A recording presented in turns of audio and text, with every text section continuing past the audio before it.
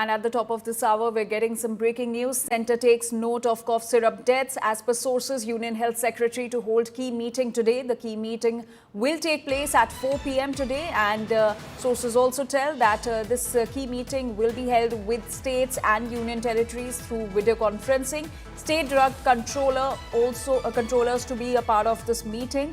And this meet will be on rational use of cough syrups. Remember, 10 child deaths have been reported from Madhya Pradesh, Chhindwara, and now we're learning that the centre has taken note of the cough syrup deaths. And as per sources, the Union Health Secretary will be holding a key meeting today, and this important meeting will be taking place at 4 p.m. Now, as per sources, this key meeting will be held with the states and union territories through video conferencing, and state drug controllers will also be a part of this meeting, which will be on rational use of cough syrups. Remember, 10 child deaths were reported in Madhya Pradesh, Chhindwara. In fact, the doctor who prescribed the cough syrup has been arrested, and the drug control body CDSCO has recommended action against the manufacturers of Coldriff as well. And now we're learning that the centre will be holding a key meeting at 4 p.m. today. My colleague Shreya is now joining us with more details on this. Shreya, give us more details about the key meeting which will be held at 4 p.m. today.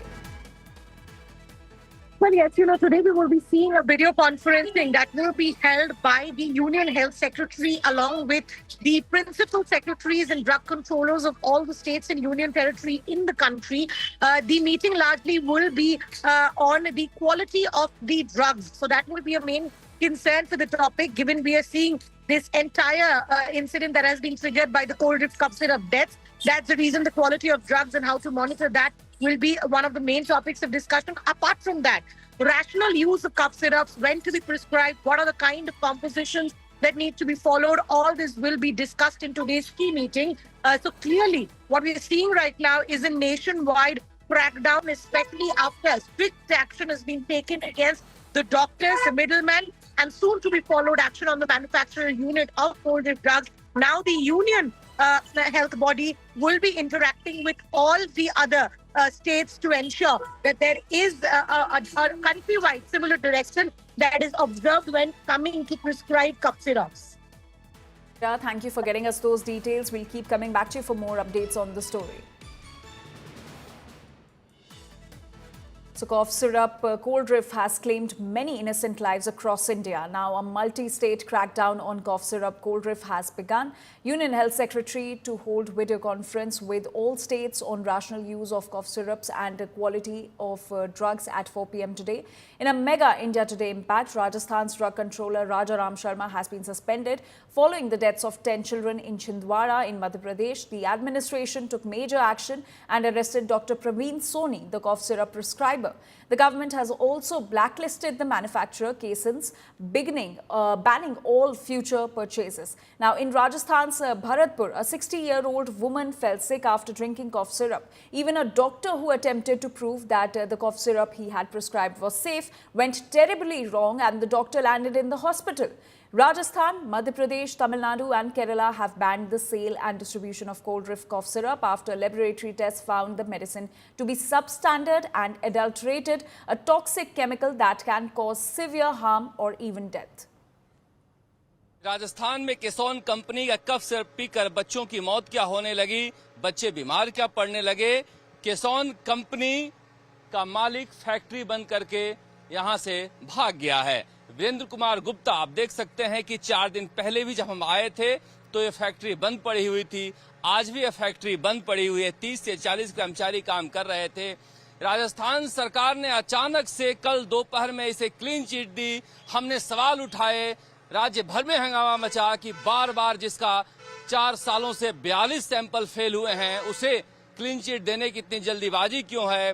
रात को मुख्यमंत्री भजनलाल शर्मा ने meeting बुलाई और clean chit देने वाले drug controller doctor Rajaram Sharma को निलंबित किया गया और कंपनी के 19 दवाइयों पर रोक लगाई गई, खरीद पर, सरकारी खरीद पर और उत्पादन पर भी। और तब तक रोक जारी रहेगी जब तक विस्तृत जांच नहीं हो जाएगी। मगर जो वीरेंद्र कुमार गुप्ता कह रहे थे कि हम 3 दिन बाद आकर आपसे बातचीत करेंगे, वो अभी भी फोन नहीं उठा रहे हैं। और यहाँ पर फैक्ट्री लगातार पिछले 1 सप्ताह से ज्यादा समय से बंद पड़ी हुई है। जिस दिन ये घटना सामने आई थी उसी दिन से कंपनी का मालिक फैक्ट्री पर ताला लगाकर यहाँ से चला गया था और उसके बाद यहाँ पर कोई नहीं आया है। वो खांसी की सिरप थी डेक्स्ट्रोमेथोर्पेन, मेरे को कफ खांसी हो रखी थी और फिर मेरे को भी तकलीफ थी, तो मैंने सोचा मेरे को इलाज तो लेना ही है, बाकी ये पता भी चल जाएगा कि क्या पता ये सिरप से कोई दिक्कत तो नहीं है, साइड इफेक्ट तो नहीं है। अचानक से मेरी तबीयत ख़राब होने लग गई, मुझे जैसे उल्टी, चक्कर, बेहोशी सी, ऐसा बेचैनी सी होने लग गई। हमने ऊपर पत्र लिखा तो CMHO सर और DDW सर जो हमारे भरतपुर हैं, उन्होंने मामला संज्ञान में लेते हुए इस दवाई के उस पर सप्लाई पर तुरंत रोक लगाकर और इसके स्टॉक को होल्ड करवाते हुए और इसके सैंपल भिजवा दिए ऊपर, और इसकी अभी सैंपल की दोबारा से जांच की जा रही है कि क्या कहीं कोई दवाई की वजह से तो साइड इफेक्ट नहीं है। सबसे पहली बात यह कि जो हमने ये दवाई जो है जिसके बारे में कह रहे हैं कि भाई इस दवाई की वजह से हुई है, हमने निष्पक्ष होकर इसकी पूरी जांच की। हमारे ड्रग कंट्रोलर ने और RMSCL जो दवाई खरीदती है, ये दोनों ने मिलकर इसकी 2 जांचें करी। इसके अंदर कोई ऐसी पदार्थ नहीं पाई गई जो जानलेवा हो सकती है। सरकार के द्वारा जो कंपनी जो खांसी की दवा बना रही थी उसकी दवाइयों पर बैन लगाया गया है, पर कंपनी के खिलाफ अभी तक कोई एक्शन नहीं लिया गया। किस प्रकार से देखते हैं? ऐसा माननीय हमारे चिकित्सा मंत्री जी है, कमेटी बना के जांच करवा रहे हैं। जांच में जो भी पाया जाएगा निश्चित रूप से कार्रवाई होगी। क्या सरकार संजीदा है सर पूरे मामले को लेकर, क्योंकि कई बच्चों की मौत हुई? बिल्कुल, सरकार हमेशा हर चीज़ पे कार्रवाई करती है और जो भी दोषी पाया जाता है उस पर कार्रवाई करते ही करते हैं। आरोग्य विभाग ने सूचनाएं जारी की है और साथ में ये भी पता किया कि इस कंपनी की कोई दवा हमारे GMSCL के द्वारा सरकार द्वारा खरीदी जाती है कि नहीं जाती है, उसमें ये दोनों कंपनी हमारे बायर लिस्ट में नहीं है।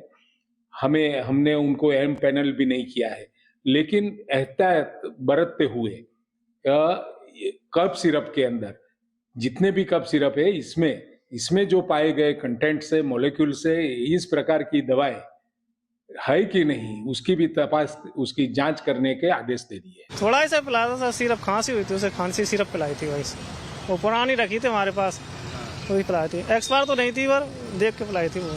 अभी क्या स्थिति है? अब वो थोड़ा ICU में चला गया, वेंटिलेशन पर है फिलहाल। डॉक्टर क्या कर रहे हैं? डॉक्टर साहब कह रहे हैं कोशिश कर रहे हैं, अभी तो चल रहा है इलाज। तो दवा कहाँ से लेके आए थे? हॉस्पिटल से दी थी। कौन सा हॉस्पिटल? सरकारी हॉस्पिटल से, भरतपुर से।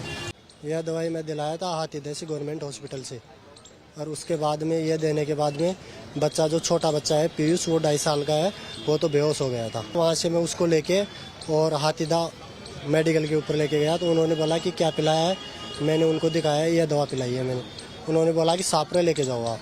सापरा लाने के बाद में बच्चे के ऑक्सीजन लगाया गया, इमरजेंसी के अंदर एडमिट करवाया। बच्चे को ऑक्सीजन लगा के मैं एम्बुलेंस लेके वहाँ से ऑक्सीजन लगा के यहाँ पे लेके आया JK लोन हॉस्पिटल। यहाँ पे 2 दिन ICU में एडमिट है बच्चा, अब वार्ड में शिफ्ट किया है।